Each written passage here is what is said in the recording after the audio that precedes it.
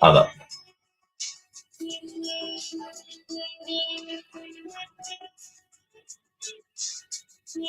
वक्त के लंबे सफर में जो पल सबसे ज्यादा तेजी से गुजरता है, या जो पल हमें लगता है बहुत तेजी से गुजर गया, वो है बचपन। ये उम्र का वो लम्हा है जो आप और मैं, हम सब गुजार के आए।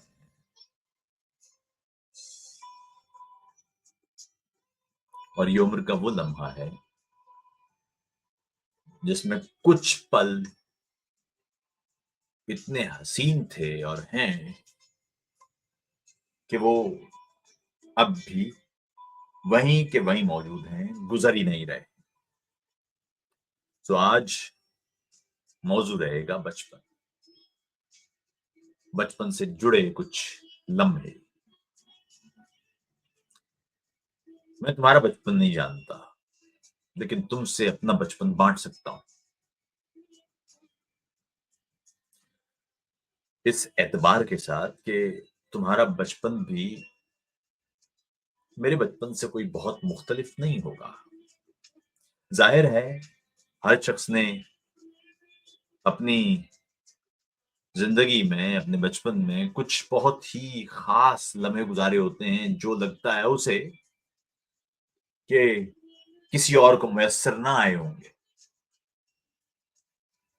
लेकिन कुछ लम्हे हम सब गुजारते हैं।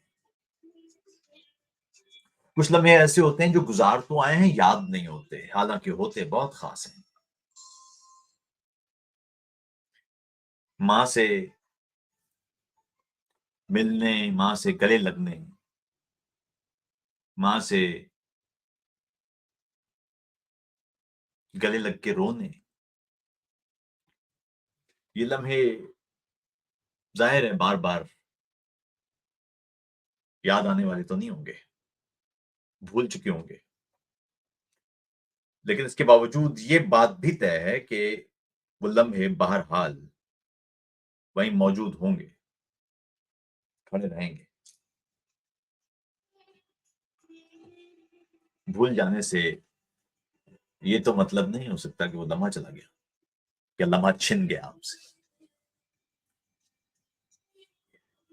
स्कूल का रास्ता भारी, बस्ते के बोझ तले दफनुस, बच्चे का धीरे धीरे स्कूल की जानिब बढ़ना, वो याददाश्त से मुमकिन है महव हो जाए,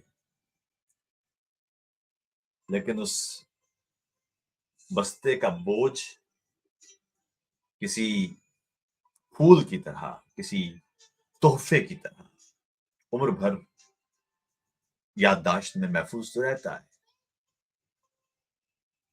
या जैसे घर को लौटते हुए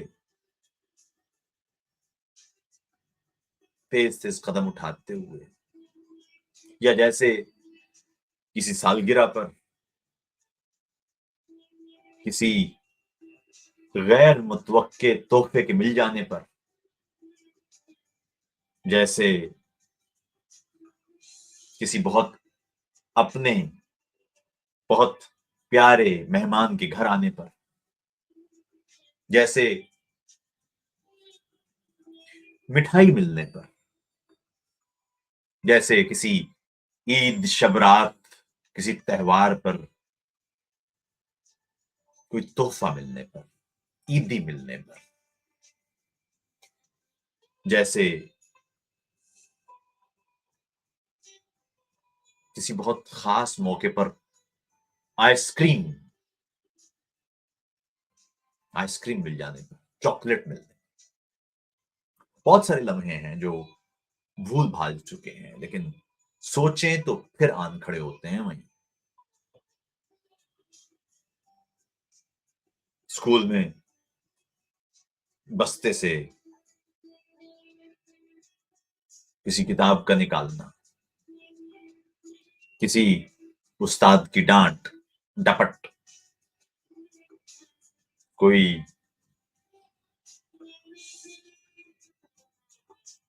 कह कहा, कोई मुस्कुराहट, कोई शाबाश, सुर्ख रंग के कलम से वो 10/10 का हिंसा जिसके साथ शाबाश भी लिखा हो, या कोई बड़ी गलती जैसे 0/10, किसी दरख्त पर लटकी हुई पेंग पर झूलते रहना, घड़ी नहीं है मगर झूला खुद जैसे सानियों में, सेकंड्स में दौड़ रहा है, एक इरताश पूरी करता है। सो बचपन में बेशुमार लम्हे हैं, खोजते चले जाएं तो लगता यूं है कि सारा बचपन ही वापस आ गया है।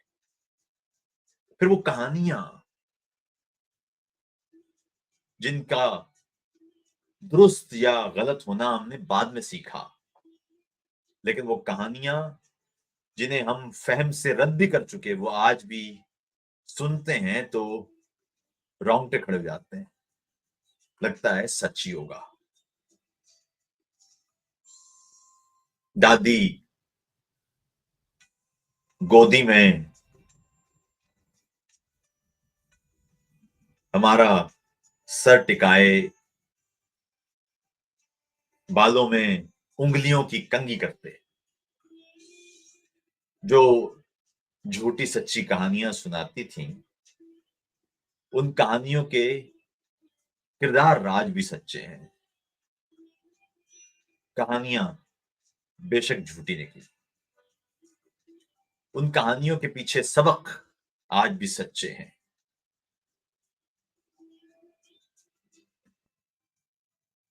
तुम और मैं बहुत सारी चीजें जो सीखते हैं वो झूठ से सीखते हैं। ये जो हमें आसपास बताया जाता है ना, झूठ है, ये कहानी है, अफसाना है, इसे मत मानना। मसला ये है कि इसी अफसाने ने सब कुछ सिखाया है तुम्हें और मुझे। ये जितनी किताबें हैं इनमें ज्यादातर तो कहानियां लिखी हैं। ऐसा क्या है जो कहानी नहीं है, या किसी हद तक कहानी नहीं है? ऐसा हो कैसे सकता है कि जो है वो वाकई हो?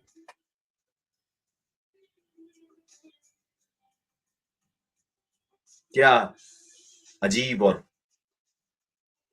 खूबसूरत कहानियां थी, सबक आमोज कहानियां, बादशाहों की कहानियां। एक दफा का जिक्र है, किसी जंगल में कोई शेर रहा करता था, किसी मुल्क पर कोई बादशाह हाकिम था। जरूरी तो नहीं कि वो बादशाह तारीख का कोई वाकई किरदार भी हो, जरूरी तो नहीं कि किसी जंगल का वही शेर बादशाह हो। कहते हैं कि हम शेर को यकीनन जंगल का बादशाह मानते रहते हैं, लेकिन जंगल में शेर की बादशाहत कुछ ज्यादा चलती नहीं है। सो कहानी इस फैक्ट, इस हकीकत से ज्यादा खूबसूरत क्यों नहीं, जिसने कुछ सिखाया। मैं कीनिया के मसाई मारा के एक अजीम पार्क में एक शेर को जिंदगी की भीख मांगता देख रहा था। कहीं से बादशाह नहीं था, लेकिन उस पल में उस कहानी को सोच रहा था, जो कहानी मुझे सुनाई गई थी। तो कहानी कितनी खूबसूरत थी। मैं इस फैक्ट को ना देखता तो शायद ज्यादा बेहतर था, क्योंकि इस फैक्ट ने मुझे कुछ सिखाया नहीं, सिर्फ ये सिखाया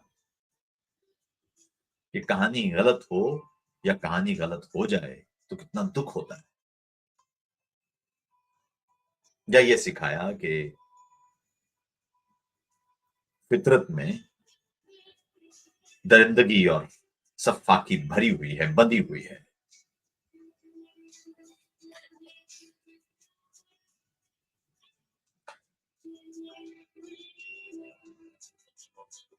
पुराने बस्ते में, पुराने बस्ते की जेब में मुद्दत बाद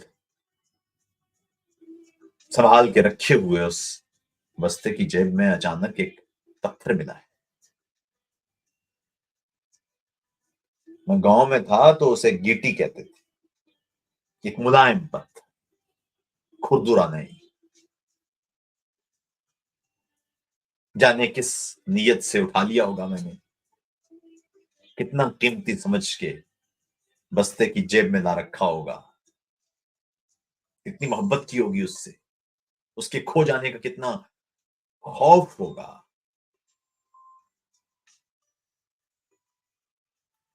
बचपन में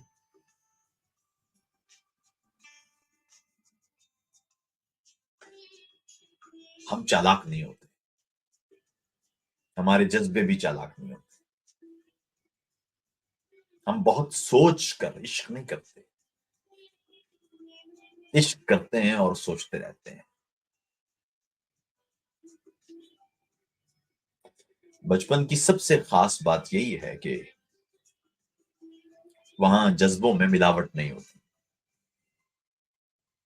कोई अच्छा लगता है तो लगता है, कोई अच्छा नहीं लगता है तो नहीं लगता है। हम लेन देन नहीं करते तब, और करते भी हैं तो हमारा हिसाब बड़ा सादा होता है, बहुत मंसूबा नहीं होता उसमें।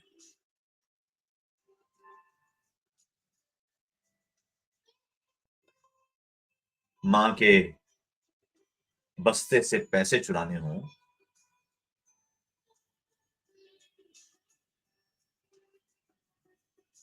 पर्स से कुछ रुपए निकालना हो, तो वो उतने ही निकलते हैं जिससे चॉकलेट आ जाए। किसी बच्चे से पूछो तो सही कि पैसों का क्या करोगे, उसकी ख्वाहिश बहुत छोटी होगी। हम जो जो बड़े होते हैं ना, हम छोटे होते चले जाते हैं। और जब हम छोटे थे ना, तो हम बहुत बड़े थे। हमारी ख्वाहिशें छोटी थी। ख्वाहिशें छोटी हों तो इंसान बड़े होते हैं, ख्वाहिशें बढ़ती चली जाती हैं तो इंसान छोटे होते चले जाते हैं।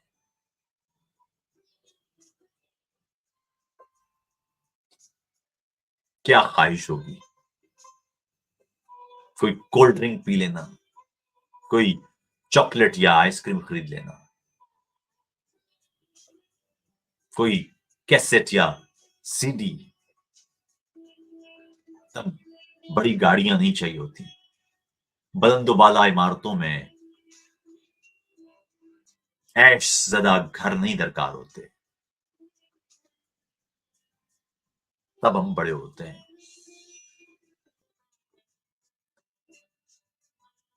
फिर बड़ा वो भी होता है जिसको फिक्र नहीं होती। जो जो फिक्र बढ़ती है, हम बड़े रहते नहीं हैं। ये सिखाया गया है ना कि जो पुरफिक्र लोग होते हैं वो बहुत बड़े होते हैं। मगर सवाल ये है कि फिक्र किस बात की है? ये जिनको हम फिक्रें कह रहे हैं, लिबास खरीद लेना या गाड़ी या घर या बंगला, ये फिक्रें फिक्रें तो नहीं, ये तो छोटी फिक्रें हैं। फिक्र क्या है? फिक्र किसे कहते हैं? फिक्र क्यों है? ये ख्वाहिशों से बंधी फिक्रें क्या वाकई अहम भी हैं? कोई मासूम कोई छोटी-सी शय हाथ में पकड़ना और खुश हो जाना, ये ज़्यादा हसीन है या किसी बेहद बड़ी शय के ताक़्क़ुब में वक़्त गँवा देना, रातें ज़ाया कर देना? ख्वाब में किसी जुगनू को पकड़ते दौड़ना बेहतर है या तमाम शब किसी बैंक के कर्ज़े की किस्त गिनना? किसी किताब में किसी सुपारी का रैपर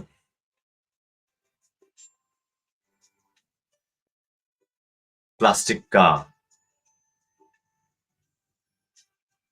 टुकड़ा अहम है या एक बेअंत दौड़? जेब में कोई टॉफ़ी अहम है या दीवार से लटकता कोई बहुत बड़ा टीवी? खिड़की से बाहर झाँक कर कोई मंज़र देखना अहम है या सारा वक़्त खो देना और अपने साथ बैठे किसी अपने बहुत प्यारे तक से गुफ्तगू ना कर पाना, क्या है? बचपन से ये तो सीखा है हमने कि अहम कुछ नहीं होता।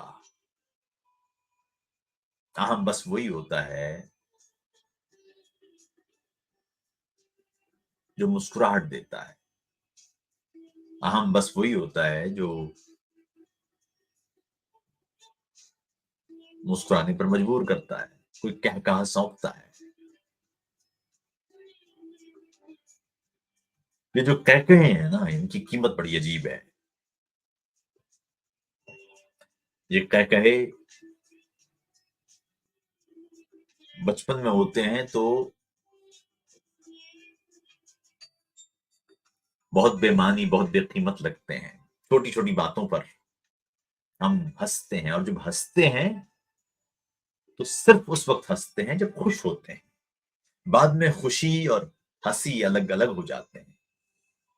हम झूठ में हँसना सीख लेते हैं।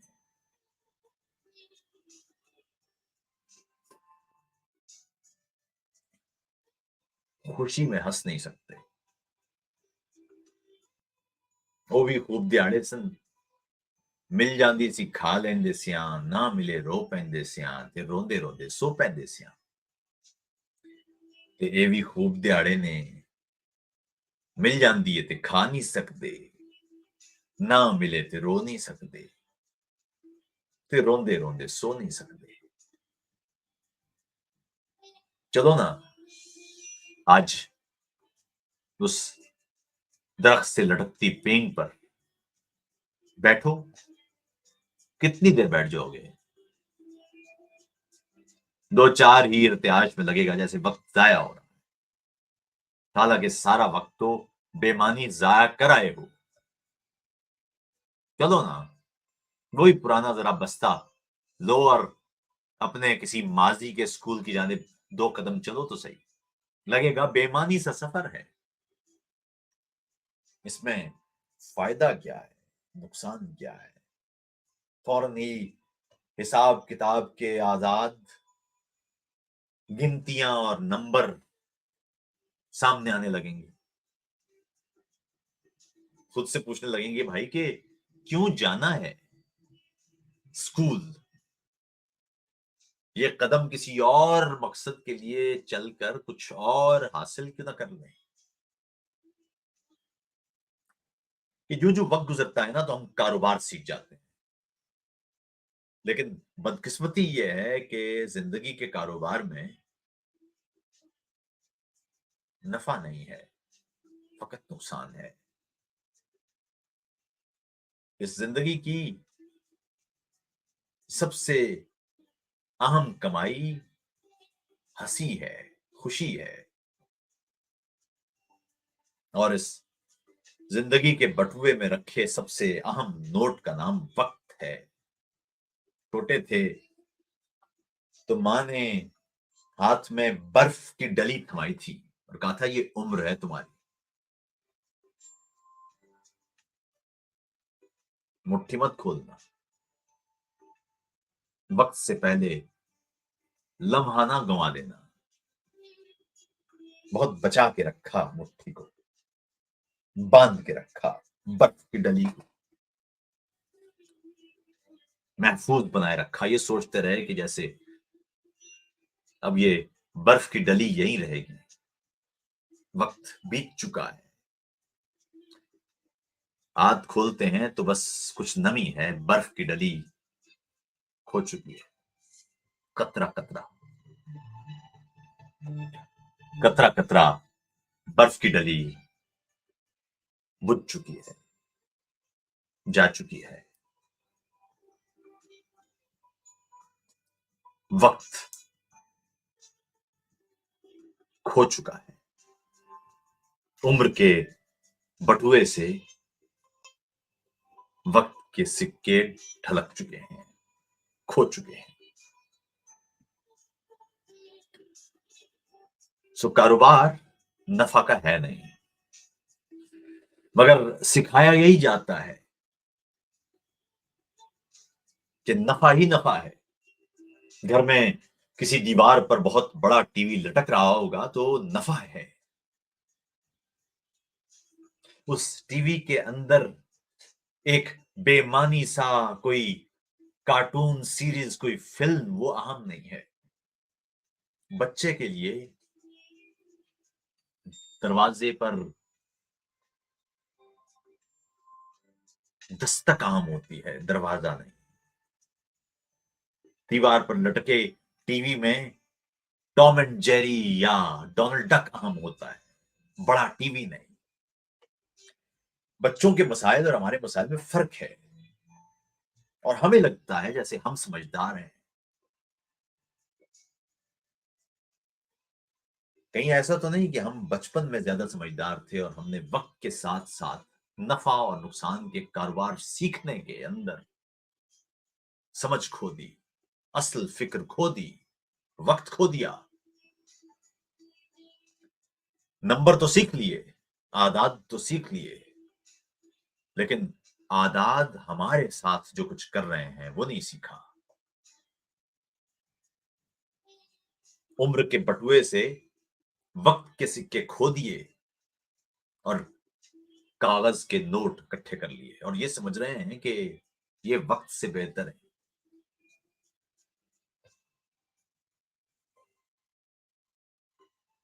जैसा अजीब सा मामला।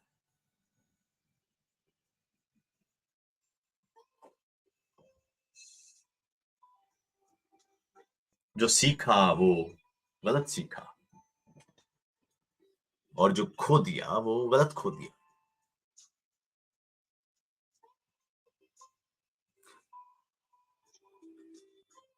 फिर जो सीखा वो ये नहीं सीखा कि ये सीखा हुआ गलत भी हो सकता है।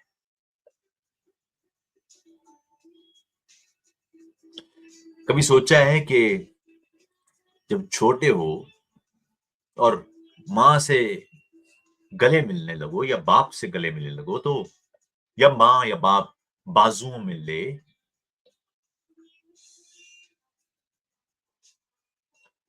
तो उस वक्त ख्वाहिश कोई नहीं होती, सिर्फ मोहब्बत होती है जो बांध लेती है बाजुओं को गेहा की तरह।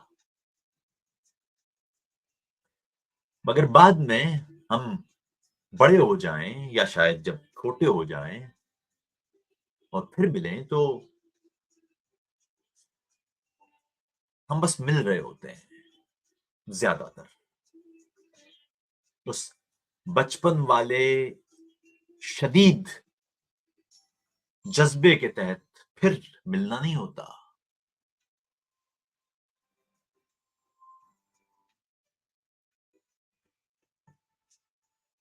घड़ी ला दी थी अब्बा ने, मस्कत से, और मैं गांव भर में हर किसी को वो प्लास्टिक की कैंचियां दिखाता फिरता था।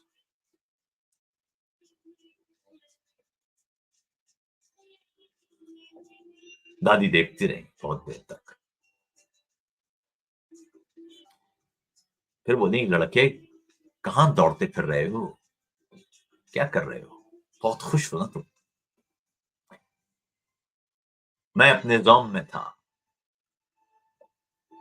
दादी को दिखाया कि कैसे ये बटन दबाओ तो अंधेरे में बल्ब जलता है, ये बटन दबाओ तो चलता वक्त दिनों में तब्दील हो जाता है, तारीख बताता है। दादी देर तक देखती रही घड़ी, फिर बोली, तुम्हारी घड़ी में वक्त ठीक नहीं है। मेरे लिए वो लम्हा अजीब था। मुझे लगता था हमेशा दादी ठीक कहती हैं, मगर तब लग रहा था कि शायद दादी कैसियो जितनी ज़हीन नहीं है। शायद आज गलत कह रही हैं, क्योंकि वक्त तो ठीक है मेरी घड़ी में। तो बोली, तुम्हारी घड़ी में वक्त ऊपर जा रहा है। और तब तक मुझे फकत 50 तक गिनती आती थी। मैंने उन्हें गिनती सुनाई, 1 2 3 4 11 12 21 31 41 50 तक सुना दी, और कहा, दादी वक्त तो ऊपर ही जाता है, सारी गिनती ऊपर जाती है। तो बोली, वक्त की गिनती ऊपर नहीं जाती, ऊपर से नीचे आती है। काउंट डाउन, उल्टी गिनती गिनो।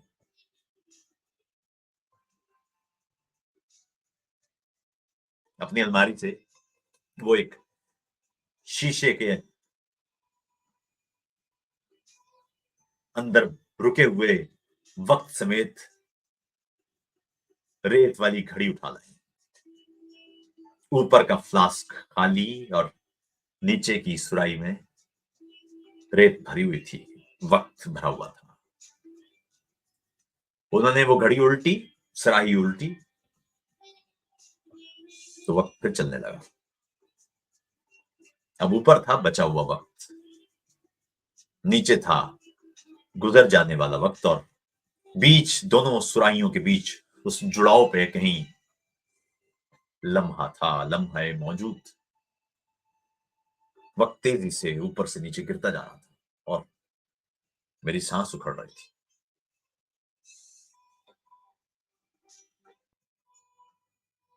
पहली बार लगा कि वक्त नीचे से ऊपर नहीं जाता, ऊपर से नीचे आता है। वक्त कम से ज्यादा की तरफ नहीं जाता, ज्यादा से कम की तरफ जाता है। हम पैदा होते हैं तो हमारा वक्त 1 2 और 3 बरस की तरफ नहीं बढ़ता, बल्कि 3 2 और 1 की उल्टी गिनती में जाता। और फिर हम बड़े नहीं होते, होते भी हम छोटे हैं। जो जितना बड़ा होता है, वो असल में उतना ही छोटा होता चला जाता है। शायद इसी का नाम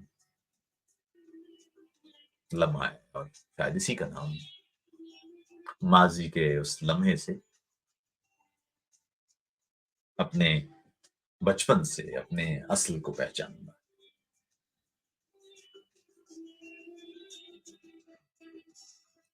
हमारे बीच का रिश्ता शुरू दिन से जरूरत के सिवा कुछ भी नहीं। शायद जरूरत बात करने की, जरूरत बात सुनने की, जरूरत सांस लेने की, जरूरत फुर्सतों के वक्त को आसान करने की। जरूरत को मोहब्बत नाम देने से हमारे बीच फैली ये मुसाफत कम नहीं होती। मैं घंटों बात करता हूँ, तुम्हारी फुर्सतों के वक्त को आसान करता हूँ, मेरा उस पर ये दावा है, मुझे तुमसे मोहब्बत है, तुम्हारा भी यही इसरार, मुझसे प्यार करती हो। सो हम आसानियों से झूठ की आदत निभाने में महारत सीख लेते हैं, जरूरत को मोहब्बत मान लेते हैं, मगर सच है, जरूरत की कसम सच है, हमारे बीच का रिश्ता रातों दिन से ज़रूरत है।